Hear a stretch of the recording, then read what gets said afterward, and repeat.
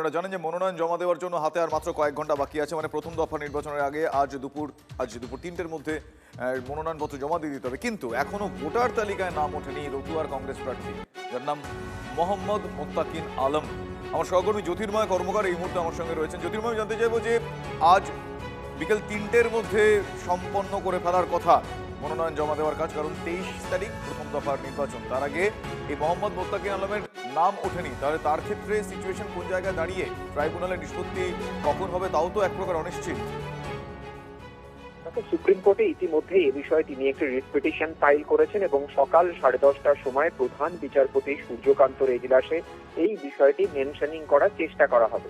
স্বাভাবিকভাবেই সুপ্রিম কোর্টের এক্ষেত্রে কোনো ডিরেকশন আসে কিনা আমাদের নজর সেদিকে থাকবে, তার কারণ প্রধান বিচারপতির বেঞ্চ এই পশ্চিমবঙ্গের এসআইআর মামলায় বারবার করে যে নির্দেশ দিয়েছেন যে অ্যাডজুডিকেটিং অফিসারদের এই প্রার্থীদের বিষয়টি প্রথমে নিষ্পত্তি করে দিতে হবে।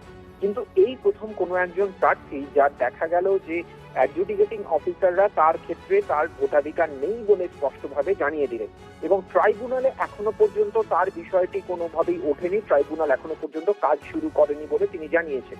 কিন্তু এক্ষেত্রে যেটা ইন্টারেস্টিং যে তিনি শুধুমাত্র কংগ্রেসের প্রার্থী নন, তিনি এর আগে কালিয়াচকের বিধায়ক ছিলেন। স্বাভাবিকভাবেই একজন ব্যক্তি যখন প্রাক্তন বিধায়ক তখন তার ভোটাধিকার কিভাবে না থাকে, তার নাগরিকত্ব বা তার ভোটের ক্ষেত্রে প্রয়োজনীয় কাগজপত্র কিভাবে না থাকে, সেই বিষয়টি নিয়ে বড়সড় প্রশ্ন উঠে যাচ্ছে। আজ সকাল 10:30টায় এই মামলার মেনশনিং হওয়ার পরে কোর্ট তড়িঘড়ি কোনো হস্তক্ষেপ করে কিনা বা ট্রাইব্যুনালকে কোনো নির্দেশ দেয় কিনা সেদিকেই আমাদের নজর থাকবে।